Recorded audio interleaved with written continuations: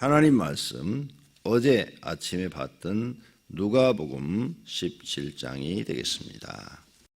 누가복음 17장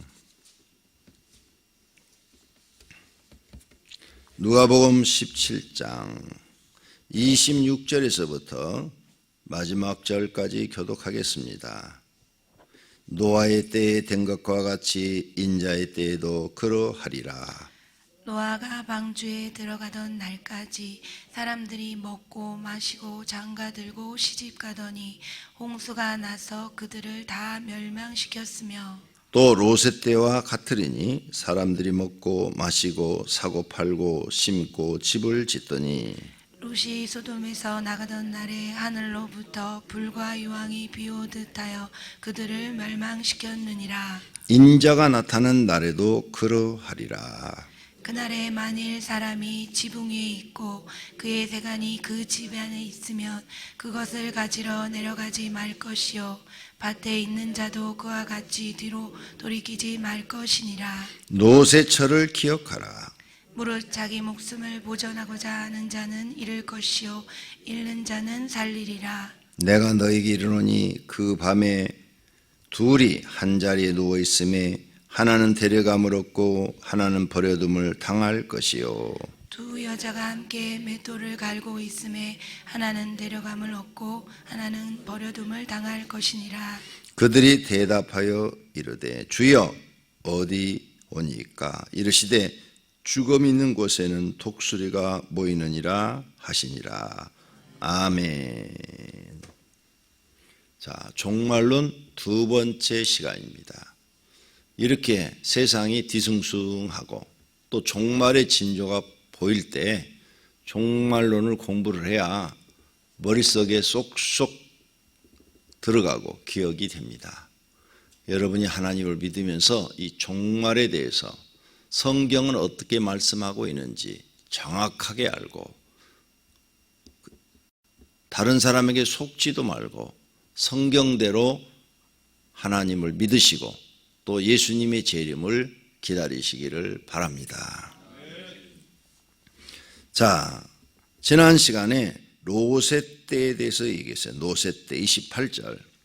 롯의 때와 같으리니 사람들이 먹고 마시고 사고 팔고 심고 집을 짓더니. 요즘 젊으신 분들은 이런 걸 모르지요. 왜? 요즘 젊으신 분들은 태어나서부터 지금까지 살면서 한국의 분위기를 보니까 그냥 열심히 벌어서 집 사고 또 팔고 그래서 또 집에다 투자를 해서 집값 오를 정도로 또 이사 가서 또 집을 사고 또 어느 정도 오르면 또 팔고 또 집 오를 대로 가면 또 사고 팔고 평생 하는 일이 집 사고 팔고 그걸 재테크라고 그래요. 재테크. 이렇게 해가지고 재산을 늘리고 이렇게 사는 것을 볼 수가 있어요. 그런데 1970년대, 60년대, 70년대만 해도 그런 게 없었어요. 다 가난했기 때문에 집을 사고 팔고 그렇게 재테크하는 사람은 소수였어요. 소수. 아주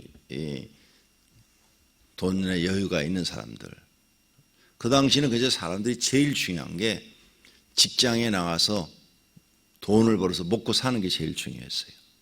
아무리 힘든 일이라 할지라도 자리만 있으면 들어가서 노동파이든 공장이든 탄광이든 가리지 않고 가서 일자리를 찾는 거였어요.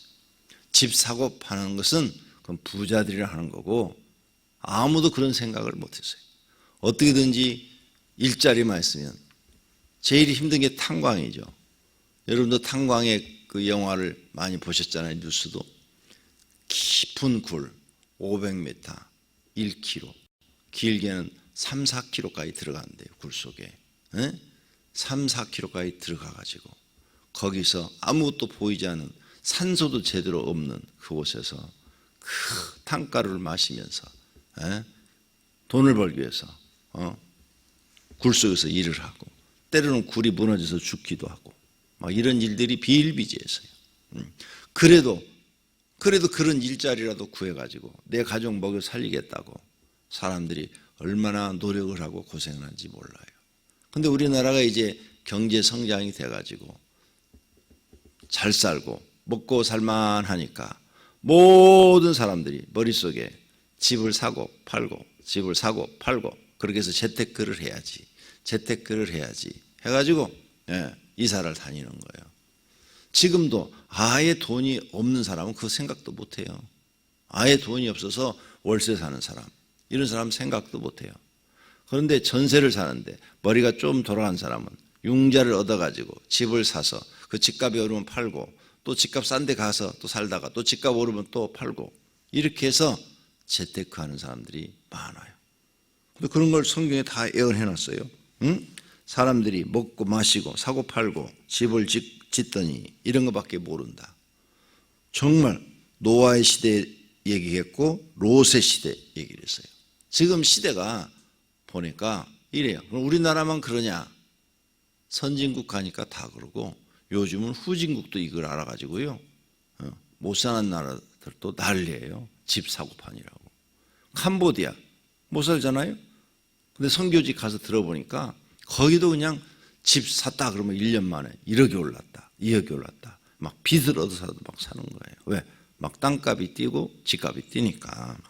그래서 사람들이 집을 짓고 사고 팔고 이거밖에 모르는 시대가 됐어요. 성경의 예언이 딱 들어맞는 시대가 됐다, 그 말이에요.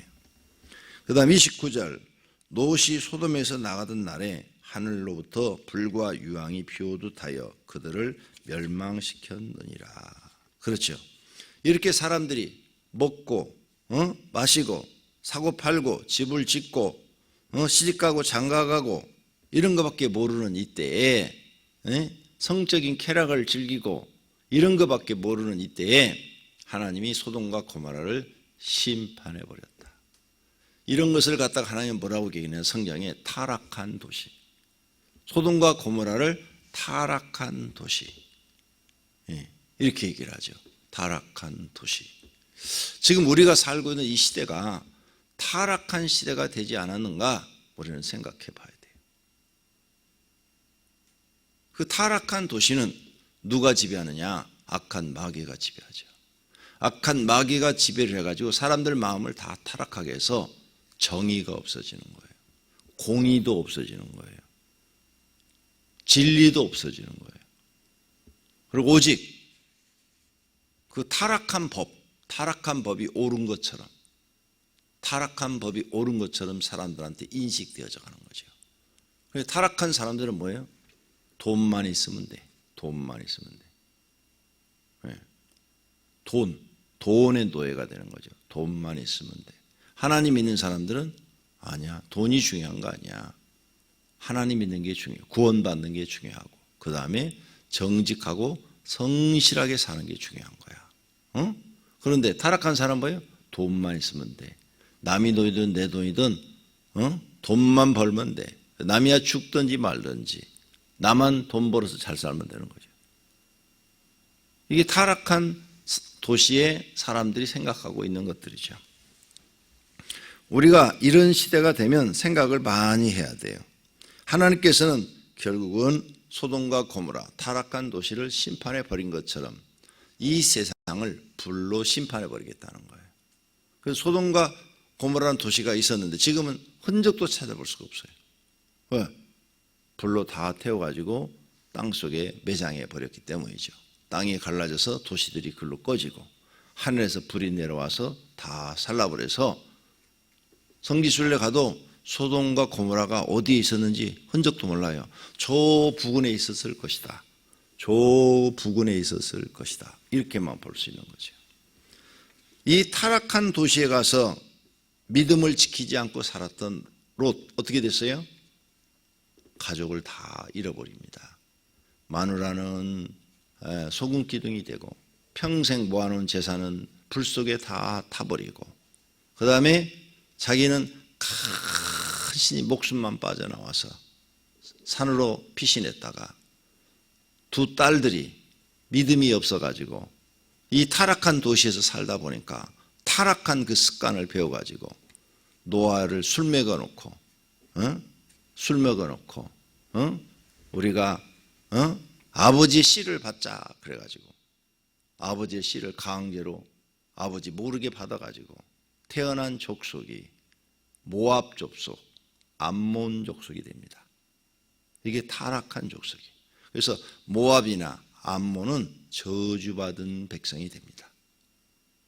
타락한 씨에서 태어났기 때문에 저주받은 백성이 돼서 성경에 계속 보면 모압과 암몬은 하나님 앞에 저주받은 나라가 돼요. 이렇게 신앙으로 자녀를 키우지 못한 롯, 결국은 마누라도 잃고 딸들도 다 하나님 앞에 저주받고 불쌍한 신세가 돼요. 롯도 구원을 못 받았잖아요. 근데 신약 성경에 보니까 그래도 롯은 또 구원해 줬다고 그러니까 성경이 그렇게 말을 하니까 우리가 볼 때는 롯 구원 못 받을 것 같은데 그런 죄인도 하나님이 구원해 줬다고 그러니까 참 하나님은 자비로우시고 사랑이 크신 분이시다. 이렇게 생각할 수밖에 없는 것입니다. 왜? 우리가 심판의 결정권을 갖고 있는 것이 아니라 결정권을 하나님이 갖고 계시기 때문에 하나님이 구원했다 그러면 구원 받은 거예요. 그래서 구원은 뭐예요? 오직 은혜로, 하나님의 은혜로 받는 거예요. 롯은 아무리 봐도 구원받을 것 같지가 않은데 하나님이 그래도 구원해 줬다고 말씀을 하니까 하나님은 정말 우리의 죄를 용서하시는구나. 이렇게 큰 죄도 다 용서해 주시고 구원해 주시는구나. 이런 것들을 배울 수가 있는 것입니다. 30절 인자가 나타나는 날에도 이러하리라. 그렇죠. 예수님이 재림하는 날도 소돔과 고모라처럼 이렇게 될 것이다. 그래서 우리가 세상에서 모아놓은 재산 다 불에 탈 것이고 그게 10억이 되든 100억이 되든 1000억이 되든 1조억이 되든 다 땅속으로 꺼져봐 없어져 버리는 불에 타버리는 쓸모없는 것들이 될 것이다. 그러니까 재산 모으려 하지 말고 하나님 잘 믿으려고 해야 되는 것이지. 그래서 예수 믿는 사람들은 재산이 중요한 게 아니에요. 하나님 잘 믿는 게 중요한 거예요. 그러나 예수 안 믿는 사람들은 재산 모으는 게 평생 꿈이야. 평생 꿈. 그러니까 대통령들도 대통령 하고 나면은 뭐예요? 몇천억씩 갖고 나오잖아. 부정부패를 해갖고. 그래가지고 과거의 대통령 한 사람은 뭐 8천억 해먹었다. 어떤 사람은 7천억 해먹었다. 막 이렇게 해가지고 감옥 갔었잖아 그때. 그리고 그 후에 대통령들도 뭐 이건 유언비어인데 인터넷에 떠도는 이야기를 보면은 뭐 2조억을 해먹었다. 어떤 대통령이 뭐 6조억을 해먹었다. 막 이런 얘기들이 인터넷에 떠들고 있잖아요. 왜? 권력을 놓고 나면 남는 게 없잖아요. 그러니까 돈이라도 주려고 그러는 거예요. 돈. 이렇게 세상 사람들은 돈의 노예가 되어 있고 우리는 돈의 노예가 되어 있지만 안 돼요. 롯처럼 돼요. 롯처럼. 항상 돈 하는 사람은 롯을 생각해요. 하나도 못 건졌어요. 금덩어리 하나도 못 가지고 나왔어. 빈몸으로 나와가지고 다 망했어요. 다 망해요. 인자가 나타날 때도 이렇게 어느 때인지 모르지만 하나님이 불로 심판할 때 롯이 알았어요? 이렇게 하나님이 심판할 걸? 몰랐잖아요. 그저 그 소돔과 고모라 도시에 가서 잘 처먹고 잘 사니까 영원히 그럴 줄 알았죠. 그러다 벼락 맞은 거죠. 예수님이 재림할 때도 이렇게 된다는 거예요. 모든 사람들이 먹고 마시고 시집가고 장가가고 이런 거밖에 집을 사고 팔고 이런 거밖에 모르는 요때에 재림하시는데 그들이 모아놓은 재산이 다 쓸모없는 것이 되는 거예요. 그래서 예수님 뭐라고 그랬어요? 너희 보물을 땅에 쌓아두지 말고 하늘에 쌓아둬라. 하늘에 쌓아두는 게 뭐예요? 하나님께 헌금하는 거죠. 하나님께 헌금한 거 그건 다 하늘에 쌓아진 거예요. 다 땅에다 쌓아놨다가 땅 멸망받을 날 다 망하는 거죠. 요 이야기를 이제 이단들 그리고 또 그 종말론에서 잘못 가르치는 사람들이 땅에 있는 다 불타니까 다 팔아서 하나님께 바쳐라. 주님 곧 재림하신다. 며칠 있으면 재림하신다. 네 재산 다 팔아 바쳐라.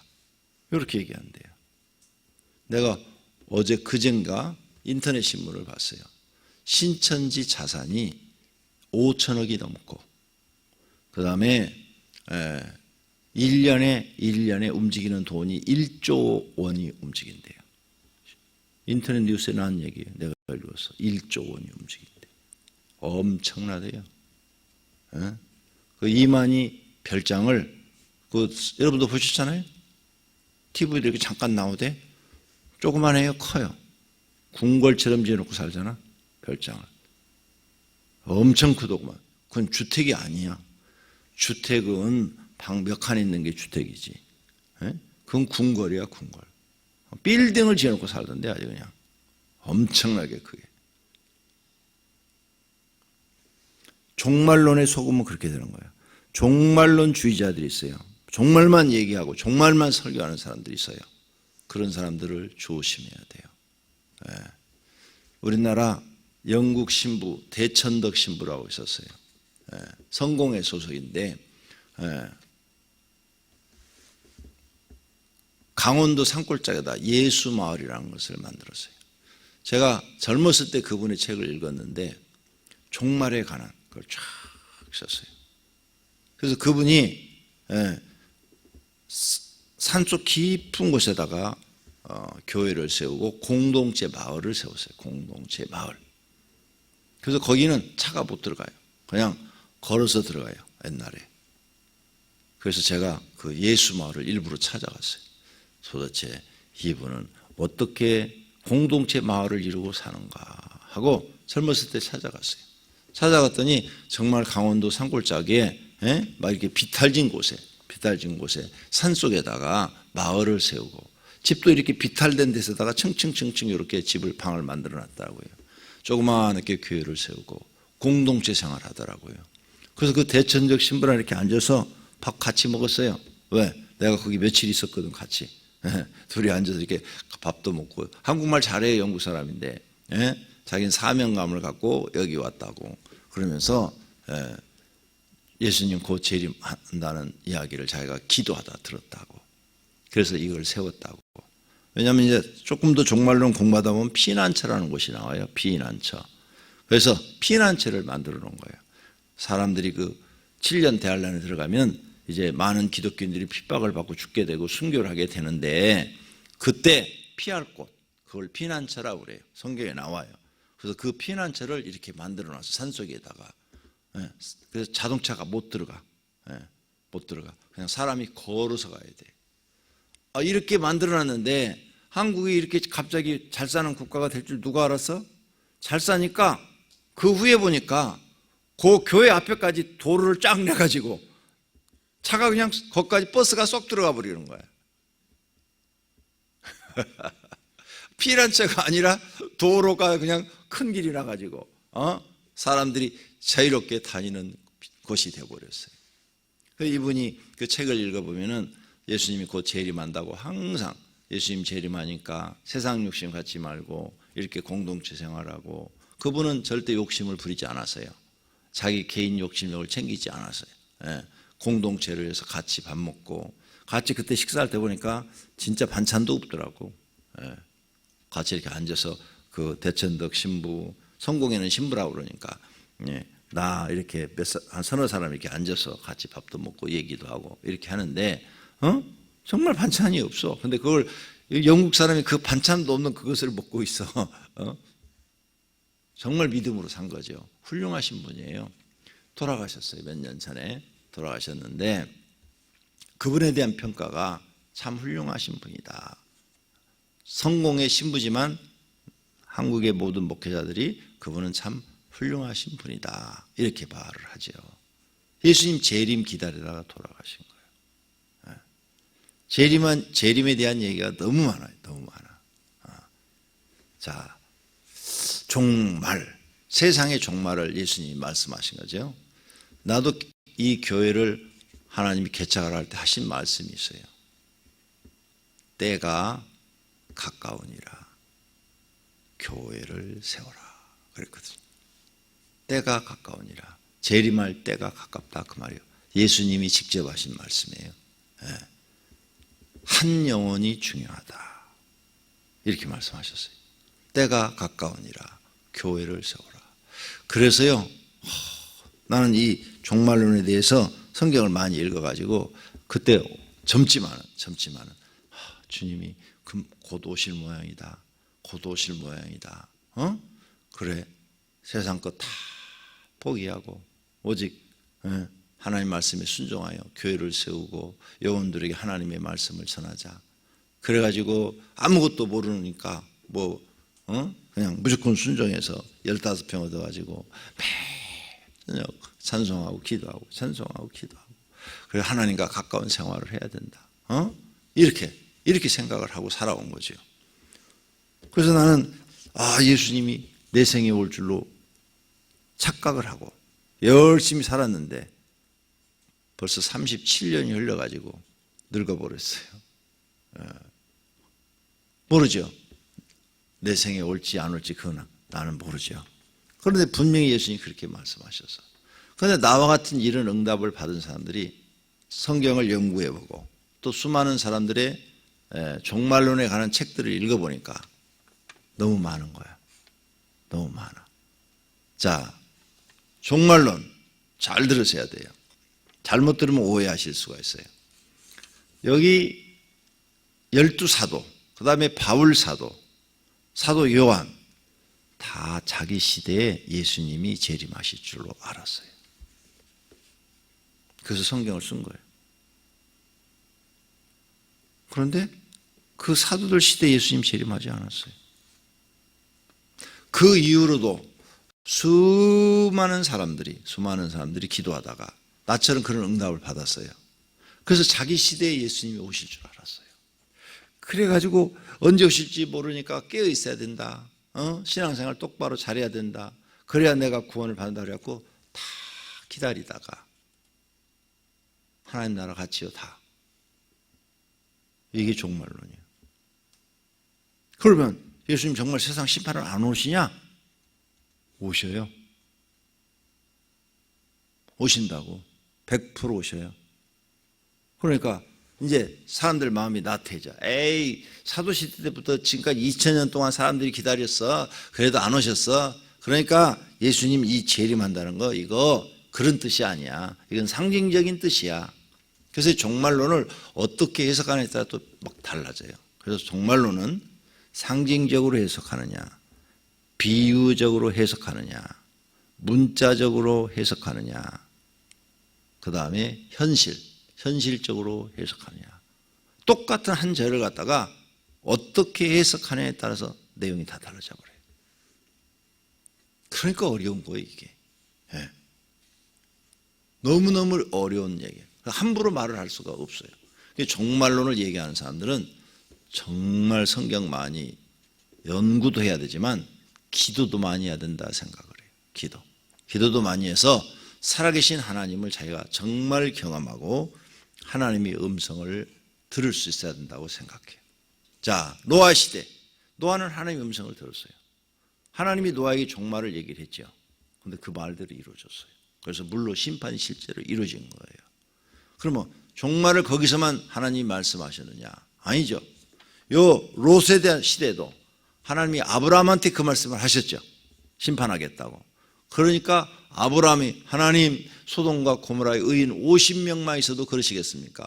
45명만 있어도 그러겠습니까? 40명만 있어도 그러겠습니까? 30명만 있어도 그러시겠습니까? 20명만 있어도 그러시겠습니까?